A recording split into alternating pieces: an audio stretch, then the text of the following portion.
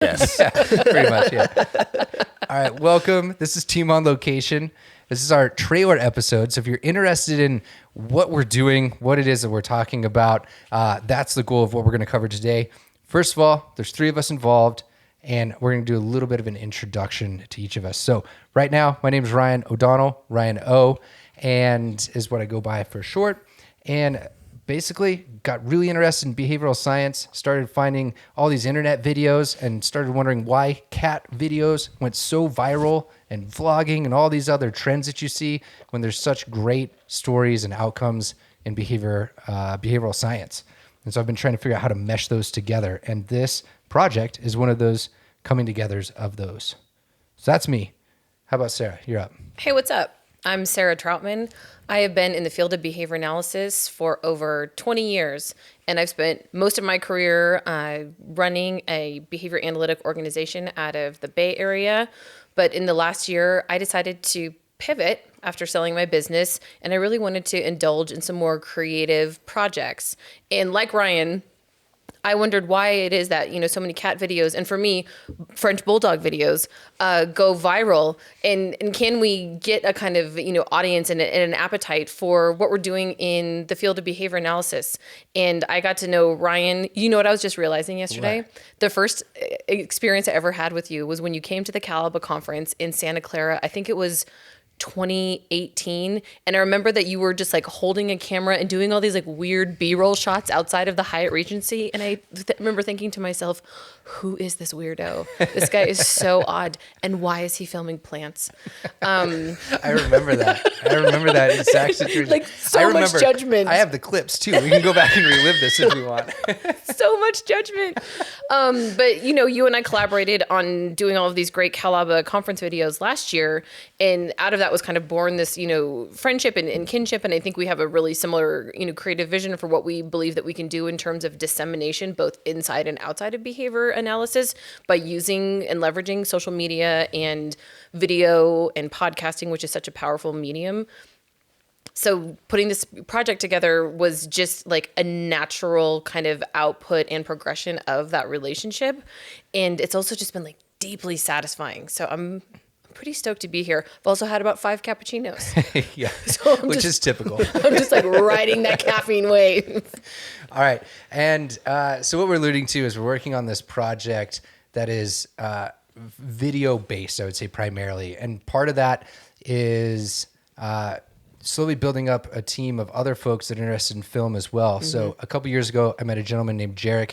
He was hired to film at an event that I was invited to hang out at. I was not cool enough because I was still filming plants and whatnot to actually be hired to do it. But he was the videographer for that. So we met. I'm going to let him introduce himself, though.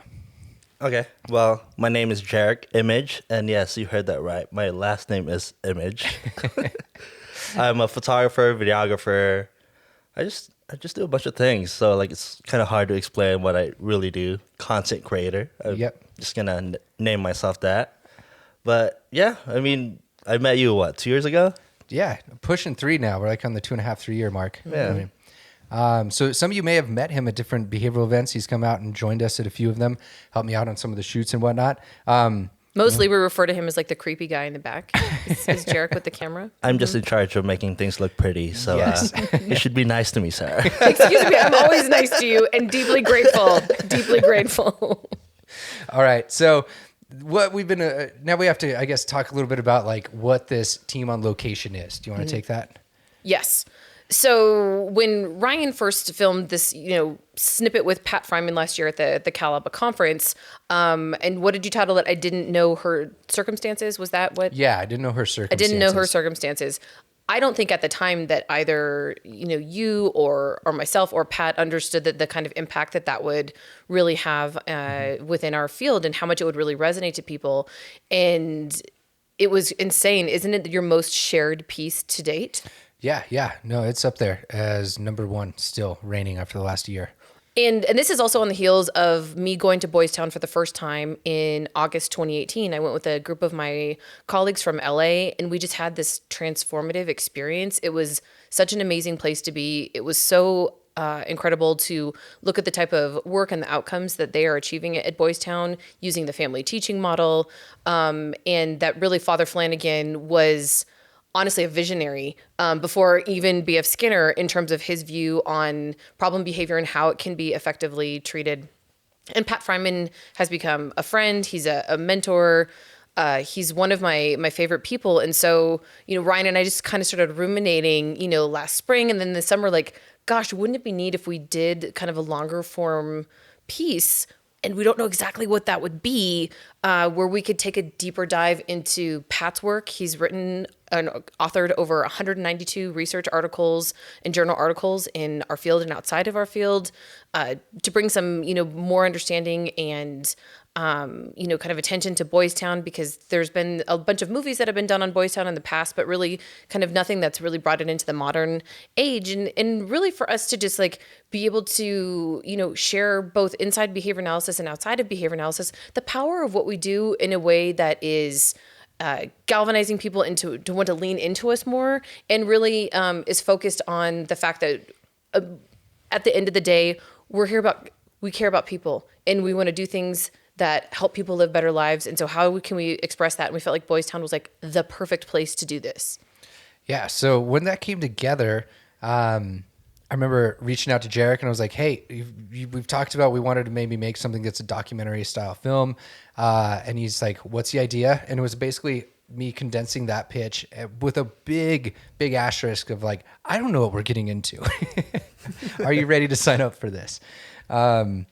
So On Locations, I would say essence is that we're trying to make people feel like they are on site with these people next to them, learning about whatever topic it is that we're talking about. And this first one, maybe we can describe a little bit, is like Boys Town, Nebraska, but Boys Town is also not only this village of where everything's set, but there's also national chapters, right? Yes. Can you describe that a little bit? Yeah. So the primary campus of Boys Town is, and I think sometimes people don't realize it, it's called Boys Town because it actually has its own zip code. It is its own separate entity in Nebraska.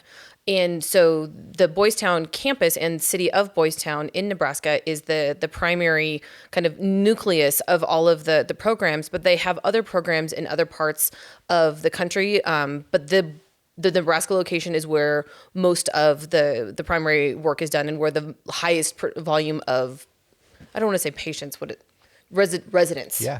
Yes.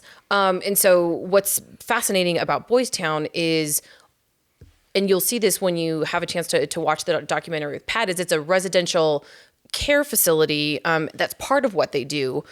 But all of the residents there all live in regular houses. So you go to the Boys Town campus and you're thinking, oh, okay, there's going to be some kind of like dormitories. It's going to maybe feel kind of like austere and sterile, maybe kind of cold.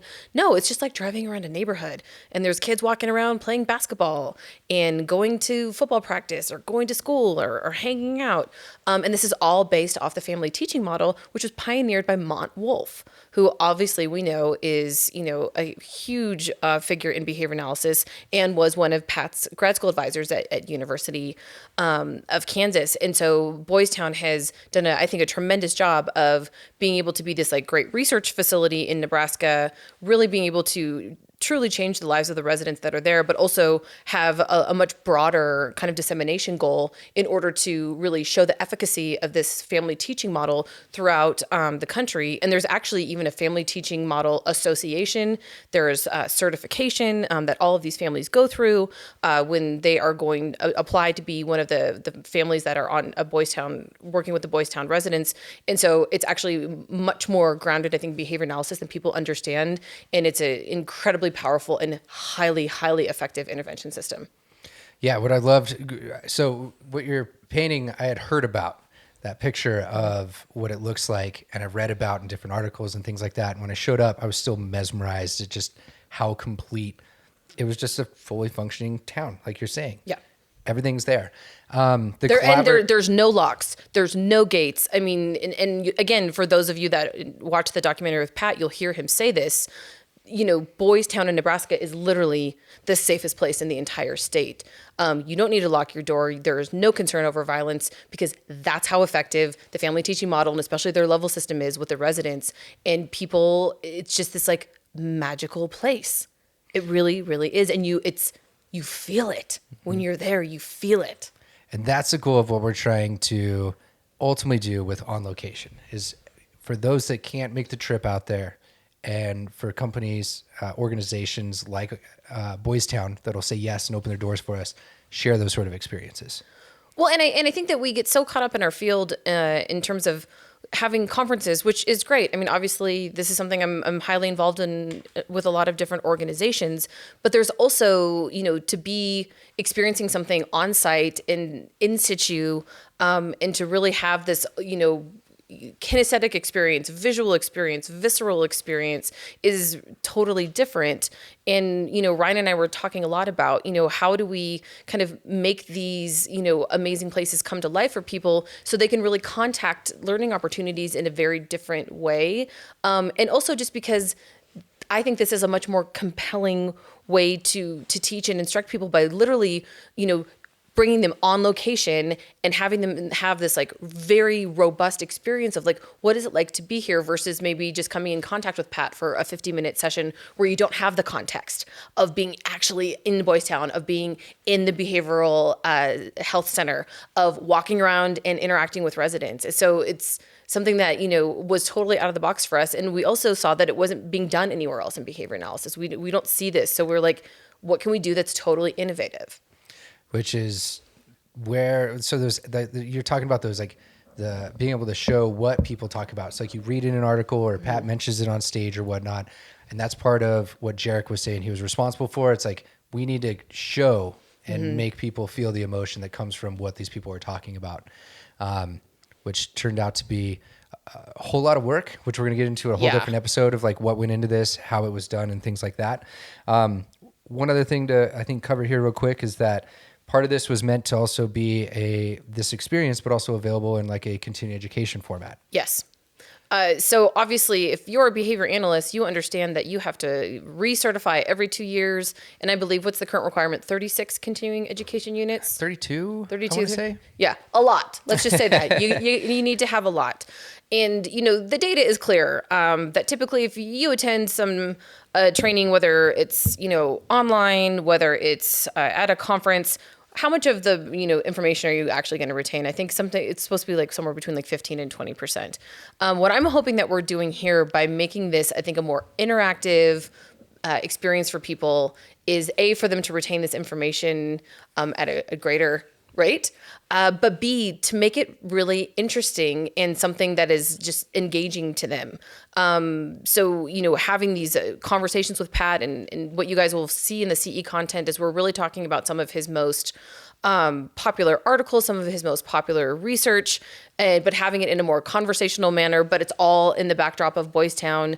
And then it's going to be, kind of we'll intermingle some other footage. And you're also going to hear, for example, front of the room training. You're going to be able to watch Pat instruct his psych interns in front of the room training. You're going to be able to see some of them practicing their front of the room speeches, which truly, I mean, that's one of my most favorite things about going to Boys Town. I've now been able to see this twice, to watch all of the interns that are there really talk about what made them want to be a psychologist. There is nothing that I have found more moving than listening to these personal stories and how vulnerable people are willing to get.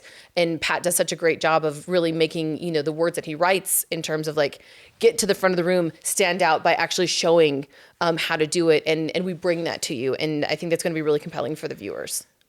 Which you bring up like perfectly to my next segue, which is just we owe a ton of thanks to a bunch of different people. Yep. Those interns confirmed that each of them did provide consent for us to be able to share those sort of things. And that is no small feat because these are people that are sharing incredibly personal stories that I don't even know that I would feel comfortable sharing with an audience of people I don't know. But that's how committed they are to making sure that they are authentic, to making sure that they can really connect with the people that they're working with at Boys Town. And I really think that's a testament to the intern program they have at Boys Town, which is just amazing. And there's a number of other people in addition. I just want to rattle off a couple names. So the entirety of the Boys Town behavioral health staff that sat in on some of these, the interns, as we mentioned, we had Eli Hernandez there that helped us out with the archival footage, which Jarek and I did not realize just how crucial, or at least I didn't. That was so helpful, dude. It has been so useful in what it is that we're building and putting out here. I could not owe Eli enough thank yous. We had a couple of people. Abby Lewis helped with a little bit of feedback, and your boy Greg Elsky. Greg Elsky, Also- cameraman number 3. Yeah. Which when you all watch this, he I don't know, it's probably a quarter of the documentary was shot from his angle that he was running. For the first time ever holding a camera. Yeah, that I taught him within 10 or 15 minutes to get going. So yeah, big thanks to him as well. And of course, all you. So what the game plan here is just a condensed season. This is not a repeated sort of thing. We have a limited number of episodes, aiming for about 8, where we're going to bring different aspects of this in together, including getting some audio-only experiences of things that happened that didn't make the cut into either the content for continuing education or the documentary, but also some of the feedback sessions and things that we've had as well. So make sure you subscribe. This is Team on Location. We don't have a sign out. Oh, we should make one. So I don't know. Do we have a sign out? What? I don't know, Jarek. I'm looking for you. You're like the most creative Are we person just here. like saying bye? We out. We out. We Yeah. out. That's We out. We I guess out. that's it.